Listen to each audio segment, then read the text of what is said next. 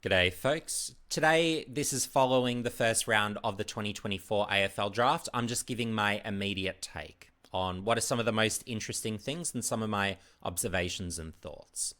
So, the first and most immediate thought from this draft is wowee, you've got Levi Ashcroft at pick 5. And to me, that's absolutely startling.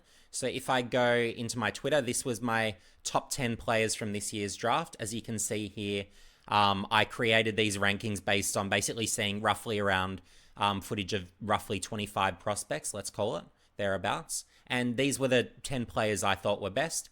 And my observations coming into the draft were that I thought it was a midfielders draft. So all these players here inside my top 10 are midfielders. And at number 1 in my rankings, I had Levi Ashcroft.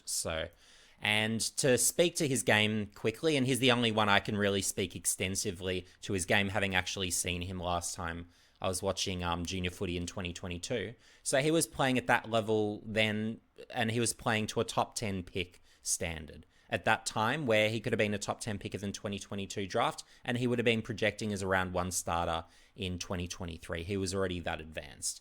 And he was playing a really good forward game, also had the midfield craft, and I can only expect that he has only expanded on that and gone from strength to strength. So if Levi Ashcroft is a pick 5, this has to be an absolutely incredible draft. Absolutely incredible draft for that to be possible. It's as silly as seeing Nick Dacos at pick 4. That's really how silly it is seeing a Levi Ashcroft at pick 5. So it's staggering that an Adelaide, who are typically bid happy, didn't actually make a bid on him, nor any of the actual other clubs above. So to me, having not bothered, I'm not really interested in any of the phantom drafts from other people. So for me, not being across that, I'm assuming the phantom drafts have roughly got the first 10 picks thereabouts, right? That's usually roughly what happens. But yeah, Levi Ashcroft to me at pick 5. That's staggering, and a huge win, obviously, for Brisbane. And then, of course, they managed to match bids on Sam Marshall at 25, which I anticipate is probably fair value too, if not quite good value. And of course, they made those exchanges to make sure that they're in a better position to match bids and have more points left over, to make sure they've got a better pick left over and to ensure there's no points deficit. But to move on, I guess other headline, and this is probably the more notable headline, I guess, for most, is the Richmond trade.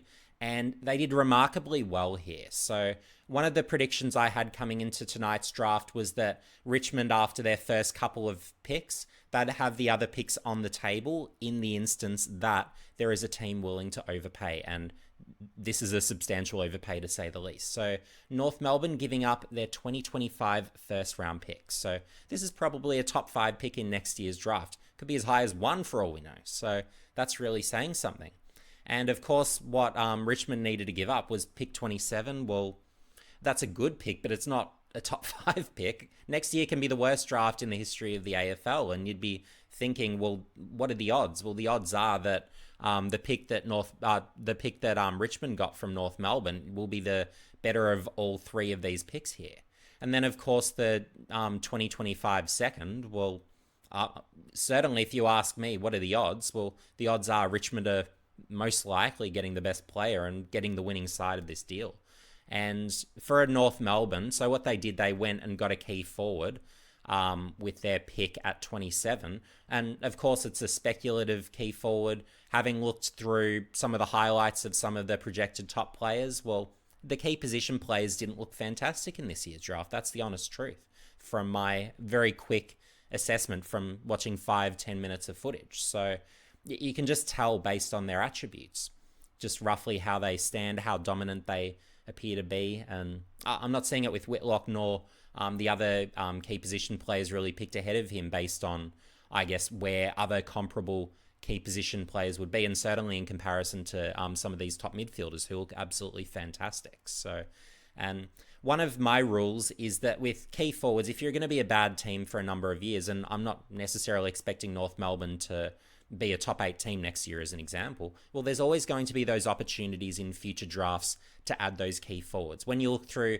all the bad lists or those teams that have been bad for an extended number of years, the consistent thing that you see is that they have far too many key forwards on their list. Whereas you look at those teams that have been contenders year after year, they tend not to have many, if any, good key forwards. So that's one of the things to watch for too. So there's always going to be those opportunities, and North Melbourne, I feel pretty strongly, have actually rushed into this process. So strong take. It shouldn't be a particularly bold take. You can just think about the odds of, well, let's call it projected top 5 pick. Is that likely to outperform a pick in the late 20s and probably a pick in the, let's call it, 30s next year, if you want to call it that? Well, I'd be anticipating the top 5 pick in next year's draft, or projected to be. North Melbourne could rise more than that. They do have that scope. They were more competitive in the last 12 months. But yeah, look, it's hard to think they'll make a sufficient enough jump to really make this look like a sufficiently reasonable trade at this time. So yeah, I have to be a bit worried there. And credit to Richmond, they held on to their picks and had them available and capitalized on the opportunity.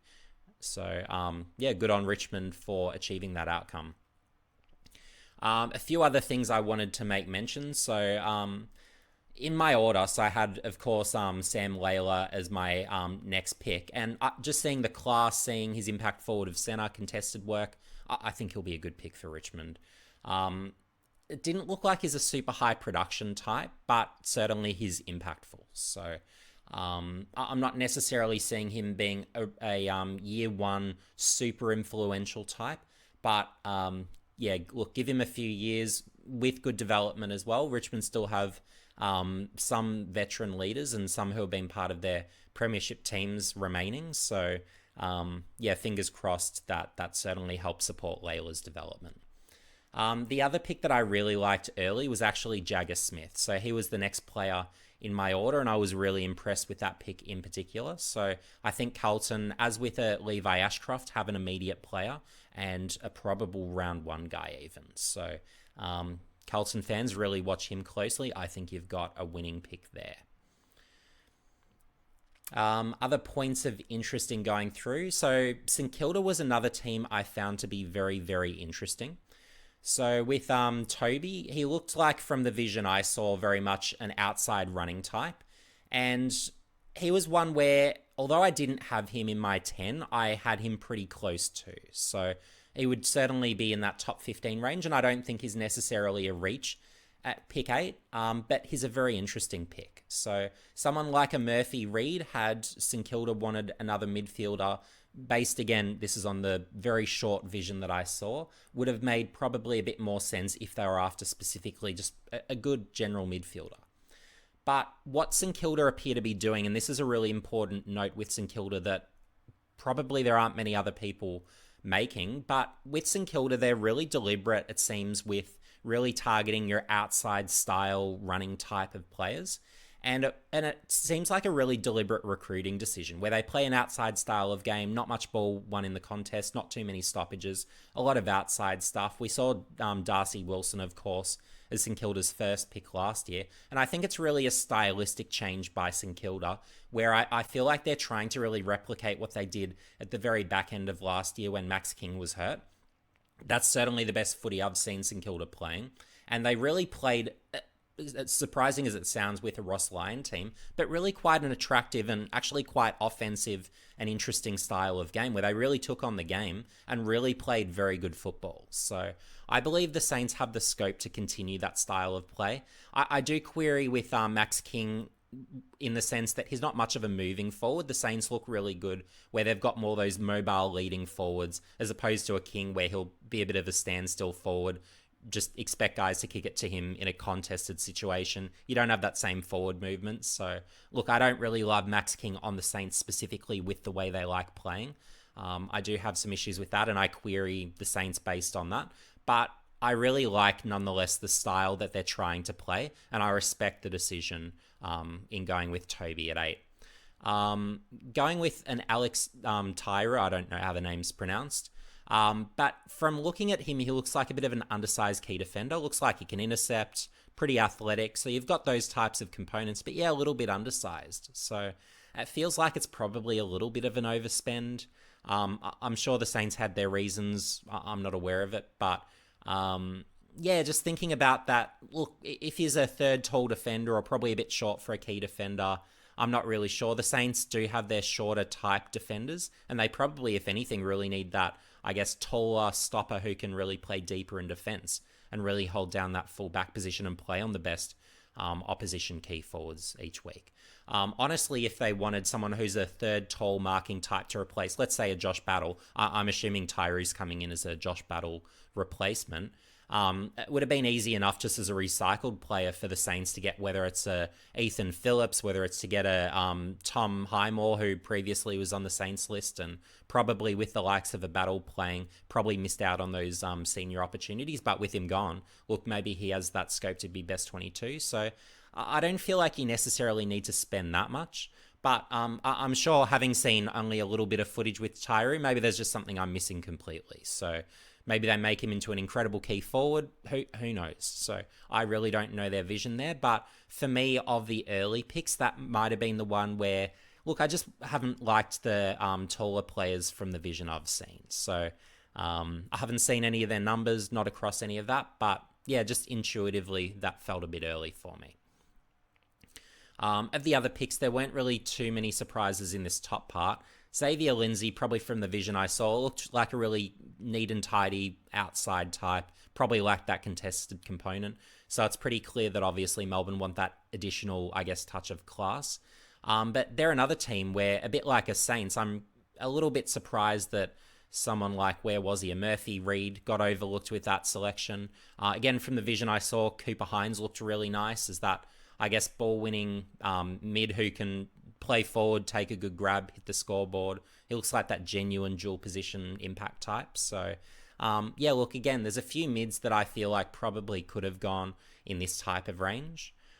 So that's, yeah, one of my thoughts. And additionally as well, I was thinking that there'd be a few clubs that'd get sucked into going tall a bit early. And look, maybe in this sort of, I guess, mid to latter half of first round, there might be a few key position players that end up being, this is a prediction anyway, but a bit of a flop compared to their draft position and compared to certainly their other peers in other positions who are picked in a similar range. So, yeah, they're just some, I guess, quick and dirty thoughts on, tonight's draft. So, again, this was the order I had. All 10, fortunately for me, were picked. But, yeah, I did have a pretty limited range of footage. So, there are a bunch of guys picked that I hadn't seen much on. Quick other thoughts as well. So, I think it was Port Adelaide moved up one spot in the hope of getting Berry. They didn't really pay a lot this time. But, yeah, they do have a tendency, of course, of trading up in the first round. Josh Sin being the big example where, look, that wasn't a particularly good one. For those doing phantom drafts, a quick hint is with Adelaide, the Sid Draper pick isn't a surprise at all, not from the perspective that he's a South Australian, but from the perspective that he's a smaller mid. For some reason, Adelaide seem to love their sub 185 centimetre mids, so not surprising that he was the pick there.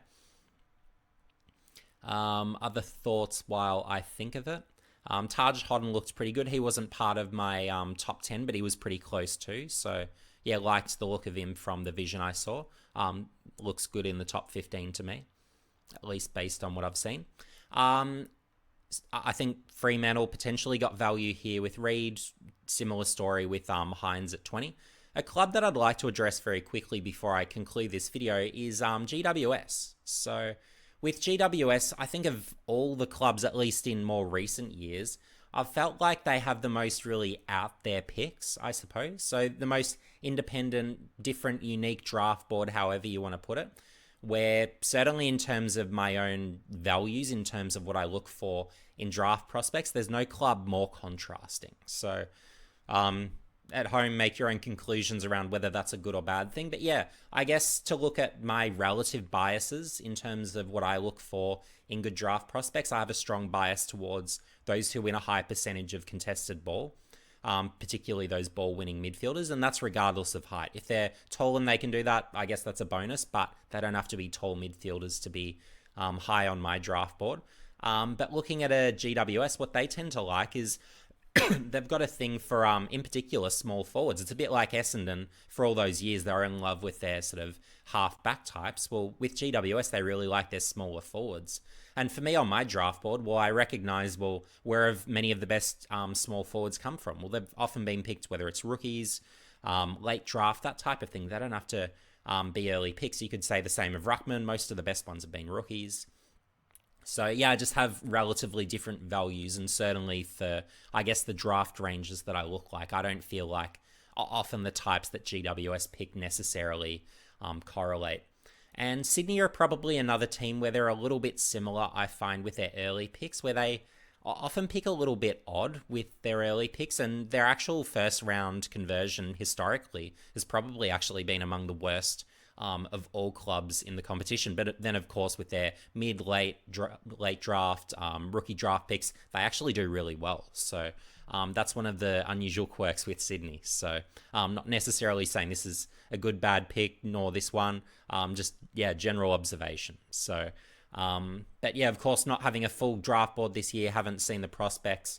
I'm not necessarily saying I would agree nor disagree with GWS and Sydney, because frankly, this year I don't really have developed opinions, having not seen the prospects, haven't seen their stats, don't know where others rate them, all that sort of stuff. So, yeah, look, if you've got any general questions about this year's drafts, my thoughts on a particular prospect, feel free to ask away. If there's someone you want me to look at vision on and give an opinion on, I'm happy to do that, whether it's for someone who was picked in the first round tonight, or whether it's someone who tomorrow may be in the mix potentially. I'm happy to potentially do that. So, yeah, but yeah, look, coming into this year's draft, I didn't bother doing a phantom draft.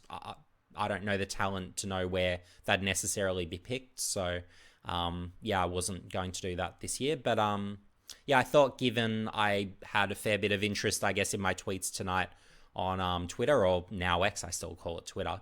But yeah, I thought I'd hop on here, give a few quick takes, and yeah. So anyway, folks, see you in the next one.